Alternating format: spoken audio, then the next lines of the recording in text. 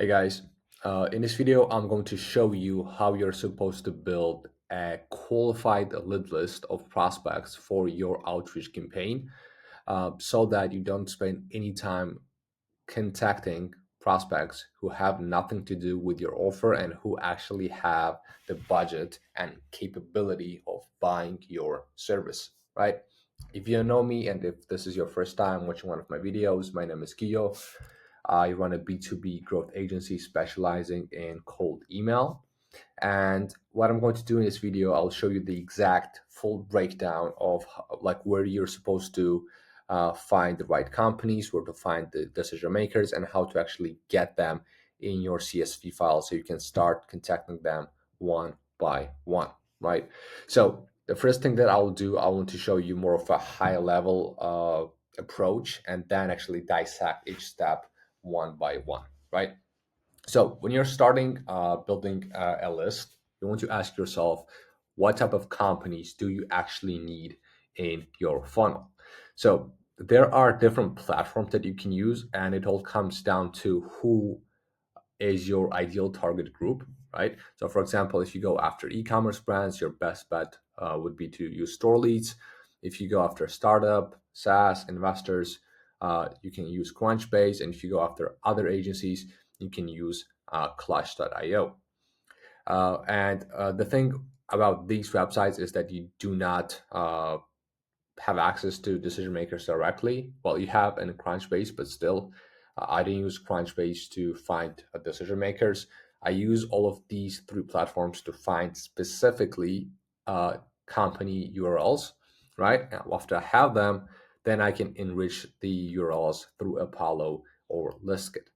And the same goes if, let's say, you want more of a some other industries that might not have dedicated database, then your best bet would be to go with Apollo or Listkit directly, since they have a lot of different industry filters and you can find the companies and decision makers right there, right? So after you are inside this platform, what you want to do to make sure, once again, the only people you are contacting are the ones who you will find relevant, who will also find your message relevant. You need to set up the filters, right? So the filters, for example, are written down right now are the ones that you can find inside Apollo, such as what is their email status, like is it verified, is it findable, or it does not exist, because you'll find some contacts that, okay, you have a like first name and last name of decision maker, you have their LinkedIn profile, but you do not have their email address. So you can specify that inside Apollo. Now to job titles, like one of the most important ones, uh, you want to be contacting people who have the power of making a decision. Three is location. Fourth is the headcount, how many employees they have, what industry they're in, what keywords they might have on the website, so you can narrow down your search even more. What tech they're using, whether they have received the funding, and whether they have any relevant signals that would indicate they have a higher buying intent, right? Now, some of these things that I've listed can be found on the platforms like this whenever you are building the list of the companies.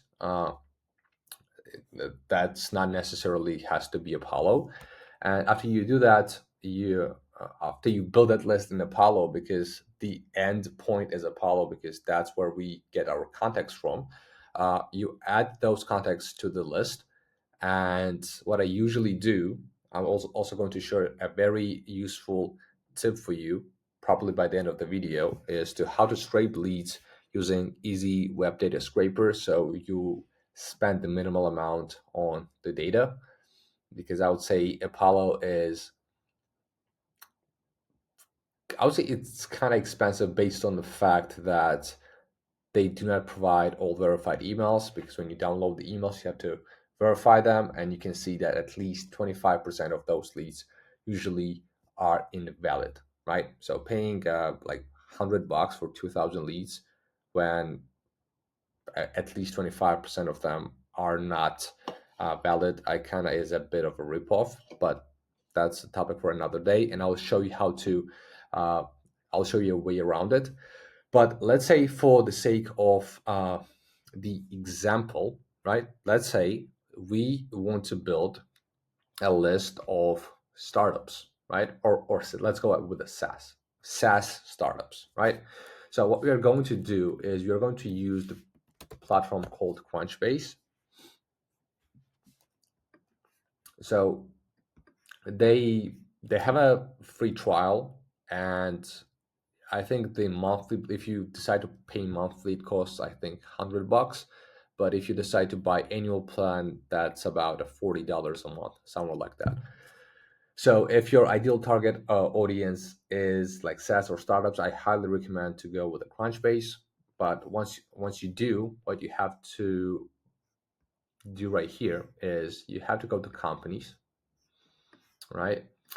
And here we have all the filters, and you'll notice that there are some filters that I mentioned in the workflow.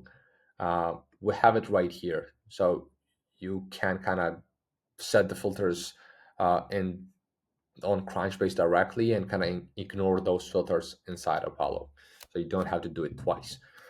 But let's say headquarters is United States, uh, and we want to find SaaS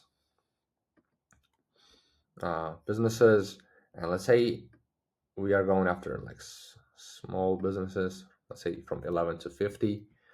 Uh, and as you can see, there are a lot of different filters. If you can like specify the keywords, even if you want to, let's say healthcare. So then you get SaaS only in the healthcare industry. So that's how you can narrow down your list even more. But okay, let's go with that. But if you want to make it a bit bigger, you can add more relevant keywords, and it's going to become a more broader.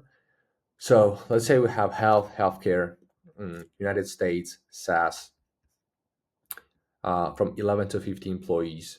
And we can also select whether they are actively hiring or not. But I would not really do this because, I mean, you see, we just get three companies, so it does not really make much sense unless you are specifically looking for the companies that are actively hiring.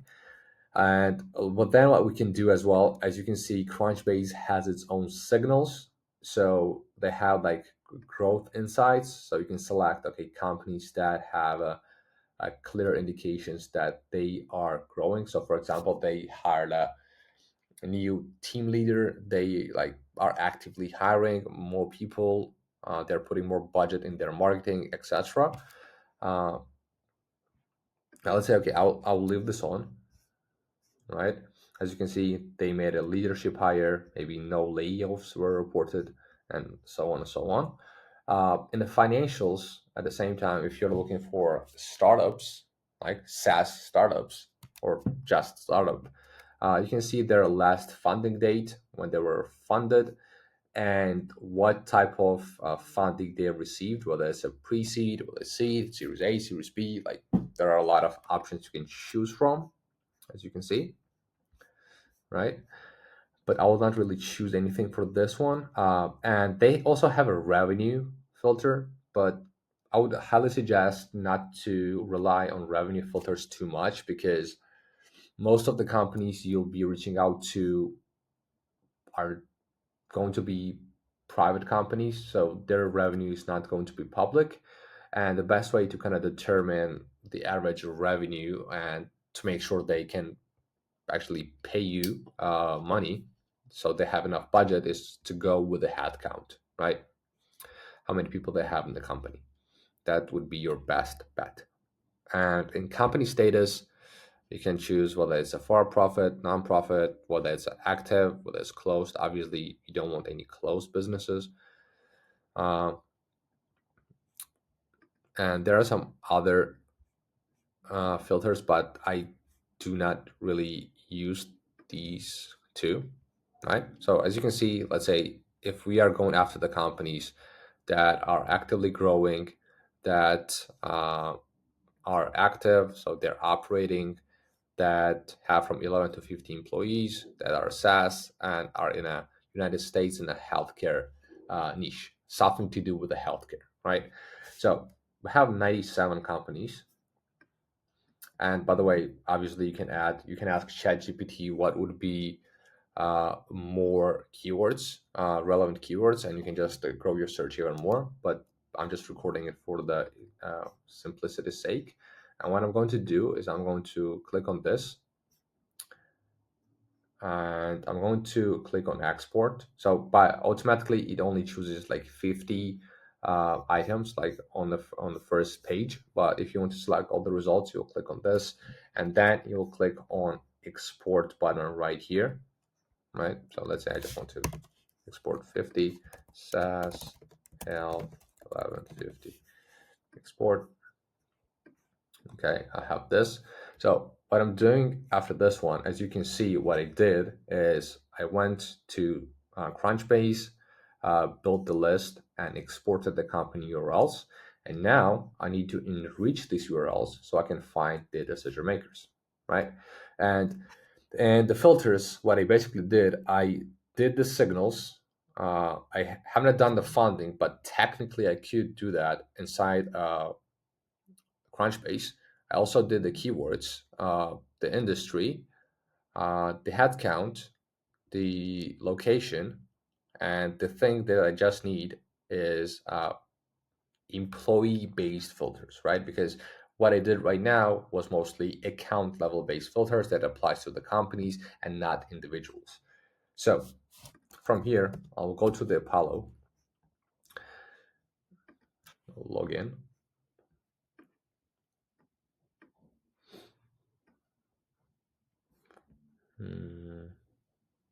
Okay, now we are inside Apollo. So what I'm going to do is I'm going to take this list that I have exported. I'm going to copy the website URLs, right? I'll copy this and I'll come to the company filter right here.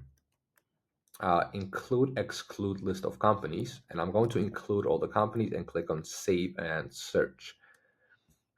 Now, as you can see, I have a list of about 1,400 people, but obviously not all of them are decision makers. So what I'm going to do is I'm going to go to job titles and I'm going to select, because it's a small company, ideally I want to reach out to the CEO or the founder because they are still heavily involved in the decision making process. So I'm going to go CEO, founder, owner.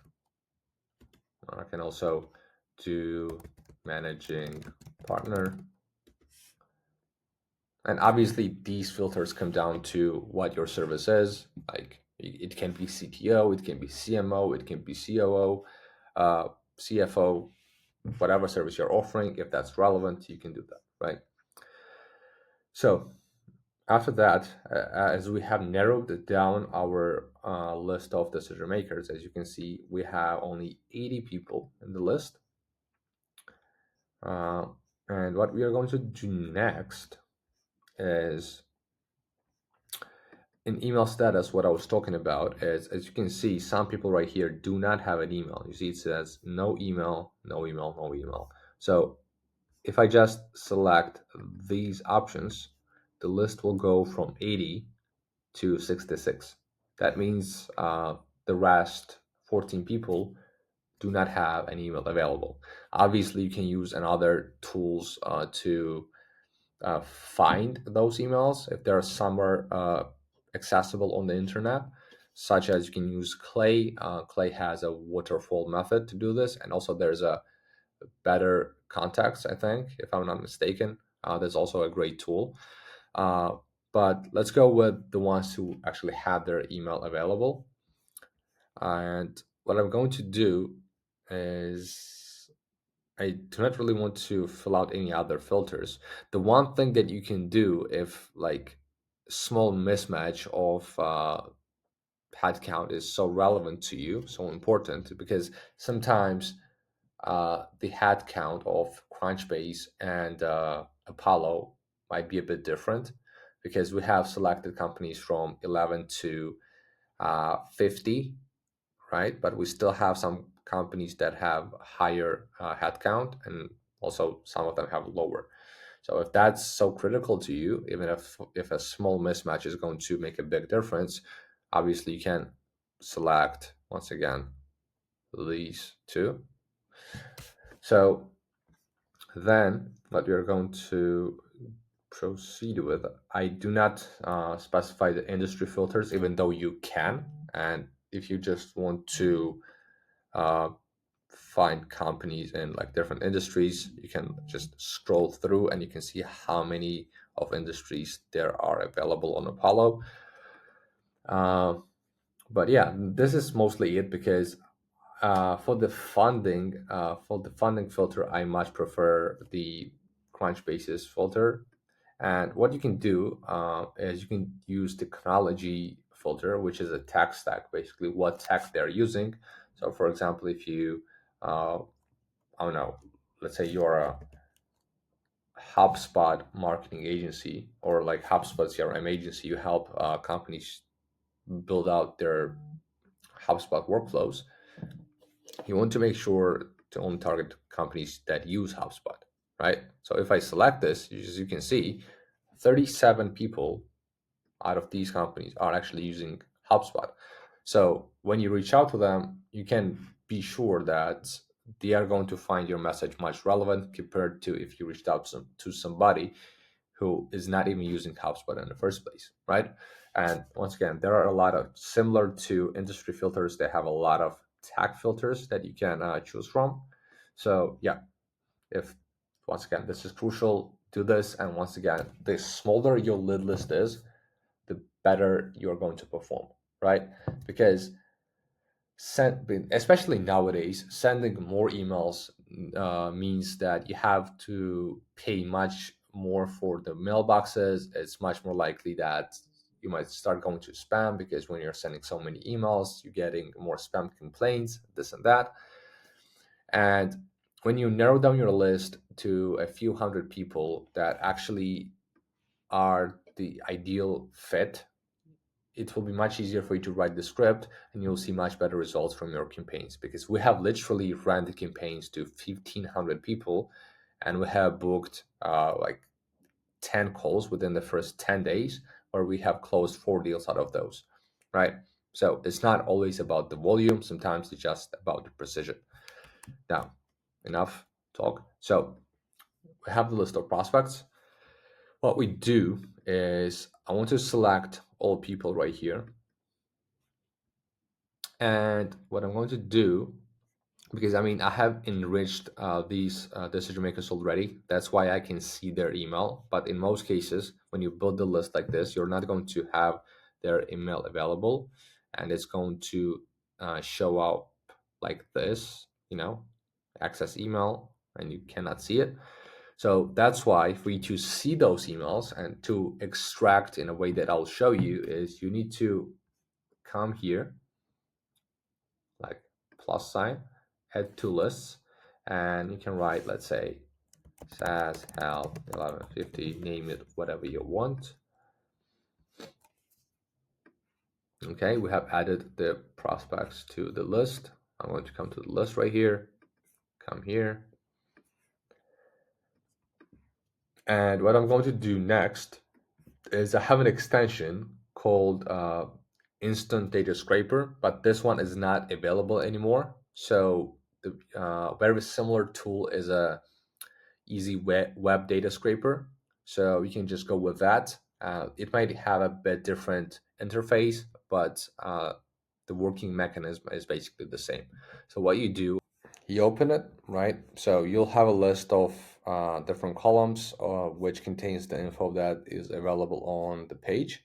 Um, well, what you can do, you can either do infinite scroll, so it just goes page after page infinitely until it reaches the end, or you can click on locate next button and select the button that the bot should click for the page to be changed. And after that, you click on start crawling, and as you can see, it keeps moving from page to page. Right now, there are only 2 pages, so this was pretty fast. But if you have like a few thousand of prospects to do this for, you'll need to take some time, uh, and you'll have to wait. But after it, the data is fully scraped. As you can see, rows collected is 47. So we have all the 47 leads right here. You'll have some columns that are a bit irrelevant, so you want to remove them. We don't need this. Company name, we need it. So you tidy it up a bit. So as you can see, there are a lot of irrelevant things. So just remove all of them. Okay. I don't need this either. Don't need this either. Twitter. Okay. So then I click on download CSV.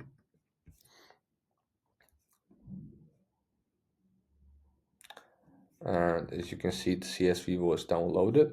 I open it and we have a list of all the prospects with all their emails available. So the only thing that you'll need to do is you'll need to run it through the verifier tool regardless, right? Because you want to be sure that the people you are contacting actually have a valid email address, because even though Apollo says they are valid, most of the times they're not. So you just want to be sure.